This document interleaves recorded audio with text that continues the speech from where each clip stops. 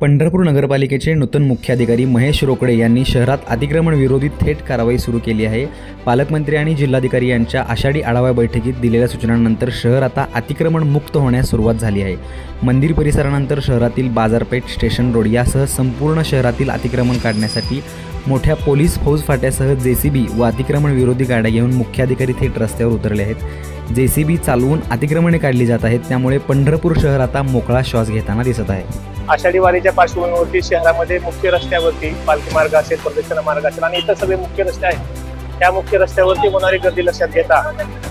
त्यांचं मॅनेजमेंट व्यवस्थित होण्याच्या अनुषंगाने शहरातील जे काही रस्त्यावरचे अतिक्रमणधारक आहेत, व्यावसायिक आहेत, इतर किरकोळ व्यावसायिक आहेत किंवा तात्पुरते अतिक्रमणधारक आहेत, या सर्वांना नगर परिषदेच्या वतीनं रस्त्यावरील अतिक्रमण काढून टाकण्यासाठी यापूर्वी सूचना दिलेल्या आहेत। आता वारी तोंडावर आलेली आहे, जवळ आलेली आहे, त्या अनुषंगानं नगर परिषद प्रशासन, पोलीस प्रशासन आणि त्याचबरोबर सार्वजनिक बांधकाम, महसूल प्रशासन या सर्वांच्या वतीनं एकत्रितपणे आम्ही शहरातील मुख्य वारीतील जे काही रस्ते आहेत त्या रस्त्यावरील अतिक्रमण काढण्यास सुरुवात केलेली आहे। माझी सर्व पंढरपूरच्या नागरिकांना विनंती आहे की प्रशासनानं अतिक्रमण काढून नुकसान होण्यापेक्षा ज्यांना ज्यांना शक्य आहे त्यांनी स्वतःहून जर अतिक्रमण काढली तर आपल्या पंढरपूर शहरातील वारी ही निर्विघ्नपणे आणि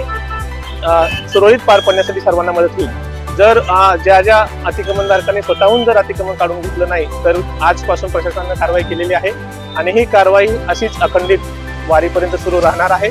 आणि त्याच्यामध्ये रस्त्यामध्ये येणारे अतिक्रमण हे पालिकेच्या आणि संयुक्त विभागाच्या वतीनं आम्ही ते काढून टाकणार आहोत। परत एकदा सर्वांना विनंती आहे की आपण स्वतःहून जर हे अतिक्रमण निघले तर आपली ही जी वारी आहे ती वारीमध्ये व्यवस्थित प्रशासनाला काम करण्यास